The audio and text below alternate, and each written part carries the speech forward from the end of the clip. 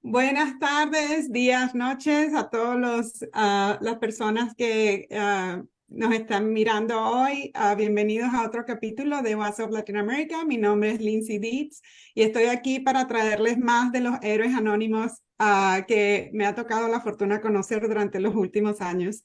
Hoy tenemos un invitado muy especial y una persona que en tan poco tiempo he logrado considerar un buen amigo, el señor Carlos. Carlos está ahorita hablándonos desde Venezuela y nos va a contar una historia maravillosa en cuanto a su evolución, no solamente dentro del mundo de la investigación científica y su evolución dentro de su desarrollo profesional. Y nos va a contar acerca de su historia, todo lo que ha pasado. O sea, ambos sabemos las circunstancias que hemos tenido con relación a la situación mundial en cuanto a la política, el país, la crisis económica, pero Carlos es nuestro invitado hoy porque me considero afortunada en conocer a una persona tan resiliente y tan capaz de avanzar en cuanto a la superación de tantos obstáculos. Carlos, bienvenido, es un honor tenerte aquí. ¿Por qué no empezamos con respondiendo a la pregunta, ¿quién es Carlos? Primero que todo, Lindsay, quería agradecerte por esta oportunidad y voy a responderte quién es Carlos. Carlos es un ser humano que ha nacido por casualidad en Caracas, Venezuela. Pudo haber nacido en Estados Unidos, pudo haber nacido en Europa, pudo haber nacido en África, pudo haber nacido en Asia, pero nació en Caracas y como nací en Caracas, entonces me ha tocado crecer y desde aquí colocar las bases para trabajar con el mundo, no solamente con Venezuela. ¿Ok? Una persona que busco la felicidad y como encontré la felicidad, entonces quiero ayudar a que los otros sean felices también. Y eso se hace no importando el lenguaje, ni el nivel socioeconómico, ni la inteligencia, sino eso se puede hacer desde el ser. ¿Quién es Carlos también? Es alguien a quien tiene una responsabilidad en todo esto, porque si el que es feliz tiene que hacer feliz a los demás. Quien encuentra la manera de superarse tiene que ayudar a los demás a llegar al punto al cual yo he llegado. Y esto no solamente lo dice Carlos, esto lo dicen los profesores que yo tuve hace años.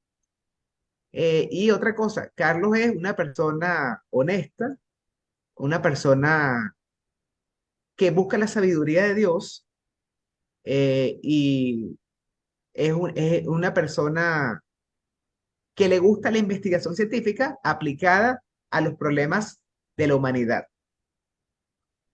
Gracias. Ese es Carlos. Eh, Qué bueno tenerte aquí hoy. O sea, mencionaste muchísimas cosas y me tocaste en ciertos aspectos emocionalmente. Eh, Pudiste haber nacido en cualquier parte del mundo, pudiste haber escogido muchísimos caminos, pero decidiste enfocarte en hacer una diferencia en el mundo a través de la educación. Entonces, ¿por qué no nos cuentas un poquito cómo te inspiraste a terminar en el campo educativo? Sí, mira, primero que todo, desde que nací, mi madre siempre me quería enseñar a leer bien y durábamos horas, horas y horas y yo quería leer y leer más, leer más. Y mi mamá me dice que yo siempre decía más, más, más. ¿Ok? Cuando fui creciendo, en algún momento de mi vida, yo no sé cuándo, empecé a interesarme por explicar las cosas que ocurrían alrededor y por eso me gustaba la física. Inclusive en bachillerato hice una tesis sobre piramidología. Entonces quería saber sobre lo que nos ve la gente, es decir, me gusta la investigación desde que estaba pequeño, pues estaba con los bombillos, las bombillas o bombillos de electricidad, los conectaba, las pistas de coches, carros, los conectaba. Entonces, poco a poco, llegó un momento en el cual yo agarraba hojas y escribía cosas en mi cuarto para yo hablar y explicárselas a alguien que no sabía a quién. Hasta que en algún momento ingresé a trabajar en la universidad, bueno, a estudiar en la universidad y me gustó mucho la ciencia y la tecnología, y luego ingresé a otra universidad y ahí me contrataron para dar clases y yo nunca pensé que yo iba a dar clases y ya tengo toda una vida dando clases. Y sucede que yo no sabía que iba a viajar a Europa a enseñar en Francia, a enseñar en España, y ahí es donde yo me di cuenta que todo lo que nosotros aprendemos sirve en cualquier país, en cualquier idioma. Y la investigación me ha ayudado a conectarme con el mundo, sobre todo en la pandemia, porque la pandemia fue una oportunidad para conectarnos con todo el mundo gracias a la tecnología y a darle la importancia a la relación que hay entre la tecnología y las ciencias humanas. Entonces, esa fue mi evolución. Y ahora, gracias a la situación de la pandemia, ahora estoy trabajando con universidades europeas online, porque ahora hay un nuevo paradigma, ¿verdad? Inclusive investigué sobre el abandono estudiantil en España hace un año, gracias a una beca que me gané con la Fundación Carolina de España. Y eso fue la catapulta para conectarme con todo esto. Así te lo estoy resumiendo. Sí, pareciera, o sea, has tocado muchos aspectos, o sea, pareciera una combinación de la pasión que has sentido por enseñar y de la curiosidad. Entonces, la razón por la que conectamos fue porque me llamó mucho la atención el estudio que hiciste, el estudio investigativo, de investigación que hiciste con el abandono estudiantil. ¿Por qué no nos hablas de esa iniciativa? Que lograste hacer y qué te motivó a eso y cuáles fueron tus conclusiones. Sí, sí. Lo primero que quiero comentarte es que ese estudio lo realicé junto con la Universidad Politécnica de Madrid hace un año exactamente. Yo nunca pensé que me iba a interesar en estos temas cuando hubo una propuesta, había que preparar una propuesta para introducir el tema de investigación a la Fundación Carolina de España. Mi tutor me ofreció el tema y a mí me gustaba el tema y yo venía trabajando con inteligencia artificial porque ya había trabajado con inteligencia artificial en el área de la ciberseguridad en una empresa consultora y junto con la universidad. Entonces, como ya venía trabajando con esa inteligencia artificial y cuando cae la pandemia, veo que la inteligencia artificial tiene que ver con, se puede utilizar en el área de la salud y en otras áreas. Entonces, justamente en mi cuarto intento, porque no fue la primera vez, ese es el cuarto intento y el que quiere puede, porque yo 3 veces no tuve la beca y la cuarta tuve la beca. Con este tema de tesis que le interesaba España, bueno, al que da la beca, que es España, ¿ok? Entonces empecé a investigar desde Venezuela, no tenía que estar allá, pero me faltaba el contacto físico. Entonces cuando llego a Madrid, entonces esto fue como un déjà vu, porque yo llego y primero que todo entendí que el abandono estudiantil es un fenómeno internacional, no es nada más en Venezuela, no es nada más en España, es en todos los países.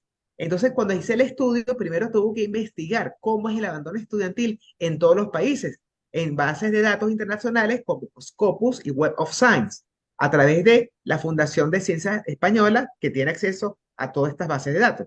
Cuando me encuentro que esto se estudia de hace 60 años y que ahora tiene otras características, por la pandemia, por el acoso que ahora está presente, por el ciberacoso, ¿verdad? Ujú. Empiezo a investigar, a buscar las causas y encontré 16 posibles causas. Y aparte, busqué los informes europeos, en la Unión Europea, y informes de todo tipo, y me di cuenta que habían características que eran similares en todos los países, y hay otras que se diferencian. Entonces ahí aplicamos algo que se puede llamar ciencia de datos, Open Data, Open Data, Ujú. ¿verdad? Y ese fue mi camino hacia el Big Data. Entonces me di cuenta que el Big Data se utilizaba no solamente en el área estudiantil, sino en las demás áreas del conocimiento, inclusive en el área médica, en el área del Internet de las cosas, en el área, en el análisis de encuestas Ujú. y muchas otras cosas. Entonces, fue una catapulta. Vivimos en una Y época, encontré, Perdona que te Bueno, interrumpa, mencionaste sí, algo que no eso. quiero dejar pasar. O sea, hablaste de que el abandono estudiantil es, o sea, las causas son las mismas o bien parecidas a nivel internacional, o sea, global. Ah, para aquellos que te están escuchando y que Global. no están muy, o sea, que no son personas muy técnicas, que no saben mucho de esto, o a los padres que de repente pudieran estar interesados en escuchar esto, ¿cuáles son las tres principales causas que tú recomendarías a nuestra audiencia que les prestara atención o señales que deberíamos prestarle atención Sí, como comunidad o como padres? sí. Hay tres grupos de causas de la estudiantil, las cuales están documentadas. El primer grupo tiene que ver con características individuales que tienen relación con el crecimiento de la persona, con el origen de los padres, con las características psicosomáticas. Ujú, Ese es un conjunto y son las principales, son las que tienen más peso. En segundo lugar están las de conexión con el entorno, que tienen que ver con cómo esa persona se relaciona y que eso tiene como consecuencia que este segundo grupo influye más sobre el e-learning que sobre el sistema presencial. El sistema semipresencial, más o menos. Ese es el segundo grupo. ujú. Y el tercer grupo tiene que ver con los aspectos aspiracionales y macroeconómicos del país. Y ese tercer grupo no depende de la persona, depende del entorno en donde esté. Pero el estudiante, de acuerdo a las políticas organizacionales de la institución, en conjunto Ujú. con sus estrategias personales, se puede sobrellevar. Entonces, esos son los tres grupos. Si me preguntas cuál es la causa del primer grupo más importante, es la capacidad de resiliencia de la persona. Esa es la principal del primer grupo. Del segundo grupo, la principal es las relaciones a través del deporte y de las actividades artísticas de conectividad. Y del Ujú. tercer grupo, la más importante pudiese ser el nivel socioeconómico y los aspectos como la inflación en el país en el momento. Esos son los tres Wow. grupos y una causa de cada. No, fascinante. O sea, el nivel individual, el nivel del entorno y el nivel global y del país. O sea, puedo verlo, puedo ver la conexión como trabajadora social de formación, por supuesto. O sea, esa parte en donde nuestra futura generación necesita aprender a soñar y necesita poder que lo puede, o sea, creer que lo puede hacer y además necesita el entorno que le diga, claro, que puedes hacerlo y la circunstancia que te diga sí, lo vamos a hacer y te vamos a apoyar a hacerlo. Es fascinante. Am, pues yo espero que mucha de la audiencia que nos está escuchando, pues son las generaciones futuras, ¿no? Como un ejemplo de esa resiliencia de la que estás hablando y de esa capacidad de avanzar y de persistencia. ¿Qué tienes que decirle? O sea, ¿cuáles serían tus palabras de sabiduría o aquello que te gustaría compartir con esta generación futura que todavía está tratando de conseguir cuál es su camino, hacia dónde ir, qué les gustaría hacer? Sí, lo que yo quiero transmitirle a las generaciones futuras es, primero que todo, que, eh, digamos, sentimos que tenemos un propósito en la vida. Sentimos que hay un propósito y a veces duramos mucho tiempo buscando el propósito. Cuando encontramos el propósito, es como si volviéramos a nacer. Cuando tú sigues tu propósito, los recursos aparecen de la nada y ocurren lo que se puedan llamar milagros. Milagros económicos, milagros de aprendizaje, milagros de vivencias, de relaciones. ¿Por qué? Porque cuando uno está alineado con esa prosperidad, que no es el dinero nada más, entonces empieza a atraer. Eso es lo que llamamos la ley de atracción, ¿no? Entonces, algunos autores, como por ejemplo el que llaman el psicólogo de la Vinotinto, de la selección venezolana de fútbol, una persona que ha estudiado mucho este aspecto, en Francia estudió lo que se llama el estudio del ser, el étude de l'être, ¿no? Ujú. Para tú encontrar el propósito, tienes que conectarte con la divinidad, tienes que pedir y tienes que agradecer. Después tienes que manejar las emociones y actuar. Si no, uno tiene que actuar para eso. Y el propósito tiene que ver con lo que llaman los japoneses el ikigai. El ikigai es lo que te gusta hacer, para lo que eres buena, para lo que puedes recibir una remuneración y lo que el mundo necesita. Cuando tú agarras esas cuatro cosas y cada quien lo encuentra en cualquier momento de la vida, hay gente que lo encuentra en la universidad o sin entrar a una universidad. Ahí tenemos a Zuckerberg, que no se graduó. Tenemos a Bill Gates, que tampoco se graduó, pero encontraron su propósito. Cuando encuentres tu propósito, salen los emprendimientos automáticamente. Y eso es lo que me pasó a mí. Pero cuando encontré mi propósito realmente, en la pandemia. La pandemia nos ayudó a todos a evolucionar, a conectarnos con esa prosperidad. Entonces, eso es el mensaje que quiero dar. Todo es posible. De la nada puedes pasar al todo. Eso es física cuántica, ¿ok? La actitud sobre los hechos influyen sobre los experimentos. Tiene que ver con la conexión y la relación con eso, sin olvidar el propósito. Ese es el mensaje que quiero dar. Todo Ah, es posible. qué Todo bien, es... qué bien. No, me encanta ese mensaje porque creo que tiene, la manera en que lo interpreto es, no es solamente aprender, ¿no? No es solamente la parte educativa, sino es también aprender a identificar las oportunidades cuando te lleguen y saltar sobre ellas, sobre todo si sientes que hay una conexión y no dudar esa llamada interna, o esa sabiduría interna. Carlos, muchísimas gracias por estar aquí, gracias por la conversación. Si alguien quisiera contactarte, ¿cómo pudieran hacerlo?